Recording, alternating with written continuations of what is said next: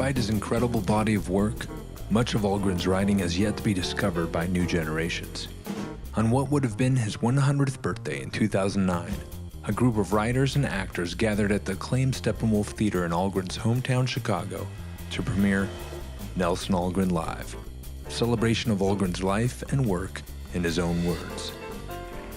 Featuring Barry Gifford as Nelsen Algren and Dan Simon as Algren interviewer Shag Donahue, with Russell Banks, Don DeLillo, Rick Cogan, Martha Levy, Randall Newsom, and Kathy Scagliatera, and starring Willem Dafoe as down-and-out card dealer Frankie Machine from The Man with the Golden Arm, and punch-drunk prizefighter Blackie Kavanaugh from Algren's newly discovered masterpiece, The Lightless Room, the story of a fighter's tragic descent into the sublime.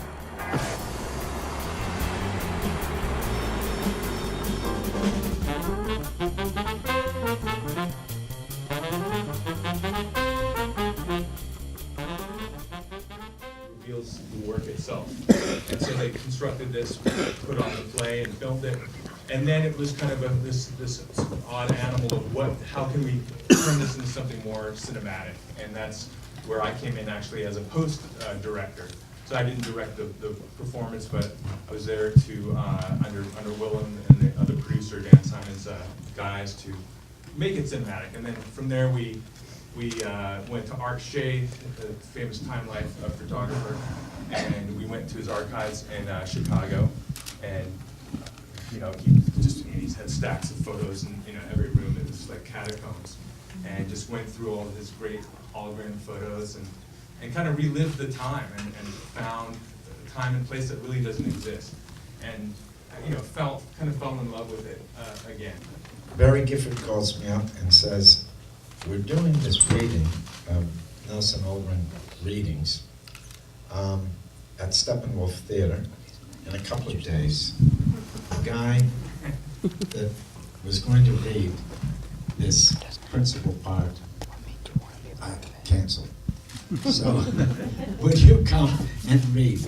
I knew Barry from various places, among them Wild at Heart, which is the David Lynch film from maybe about 1990, I think. And we've remained friends. And I also knew some of the other participants. Great fan of Don DeLillo and Russell Banks.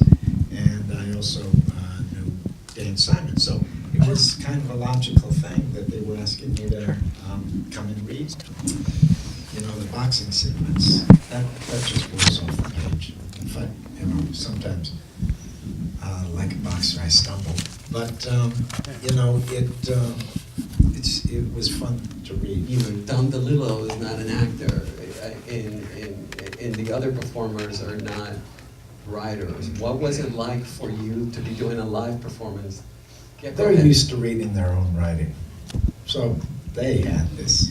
I was the guy that had to fit in.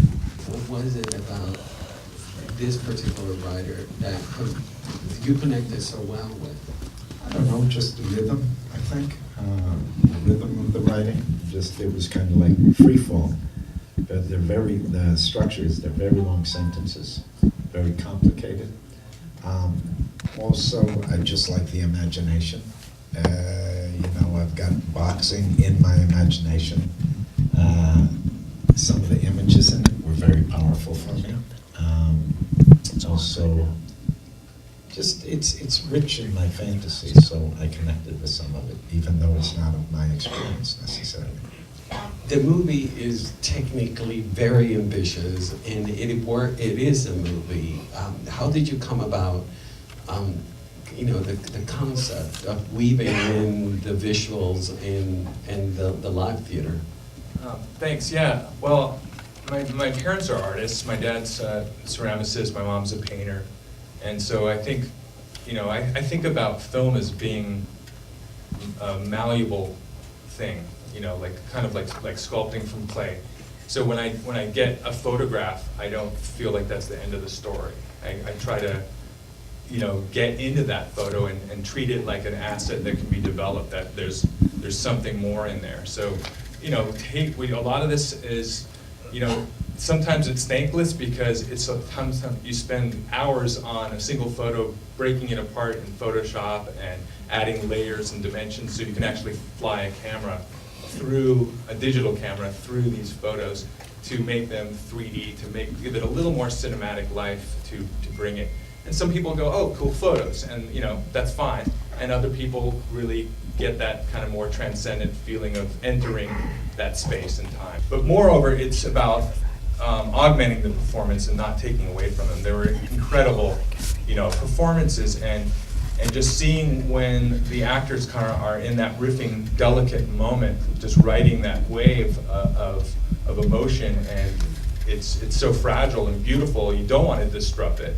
And then there's time when they go back in kind of a more recessive storytelling mode that it's kind of invites that, I guess. Arche. Arche. He's 91 years old, Right. And he also he was close friends with With Algren, yeah. with Algren. And what was it like meeting him and their interaction you had with him? Oh yeah, he was an amazing character, and he still is. I think they're making a documentary about him. He's photographed every living president, and going back to the 40s, and it's just an incredible life. So he had a lot of stories.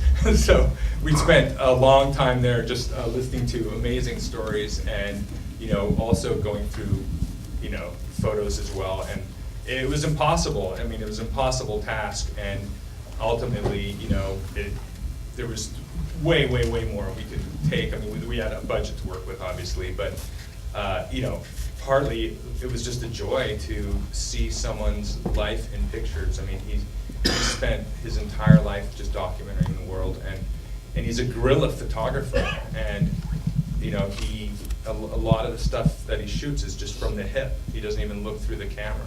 So even when I was leaving, we took off, and we had a lunch, and as we were going, I said goodbye, and I turned around, and he just got me. He was like, and he's a hunter. He's a hunter, and he's always hunting.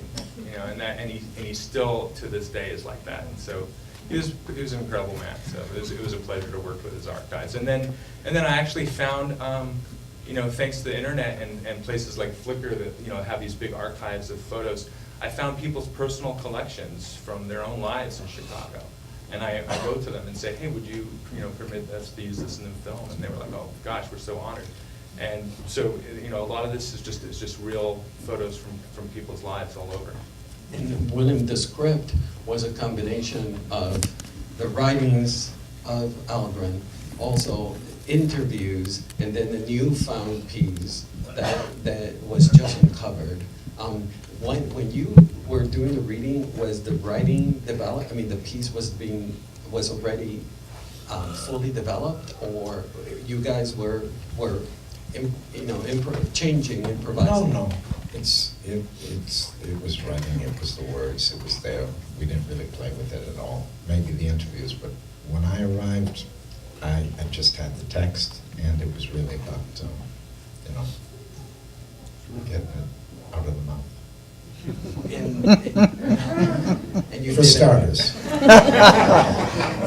That's where it starts. And Oscar, did you, when you had the script and the tape, did you work with a screenplay writer to develop the piece, or you just follow the way they did the original performance? No, actually, I did re-edit it. The structure was re-edited. There are things that work on stage that don't work in the film. So there's stuff that we left, on the cutting room floor. It's partly what you leave out that helps sharpen the viewer experience. So it's deciding those, that's the joy of editing. And so I worked with Barry Gifford, one of the writers, to kind of develop that based on the original script.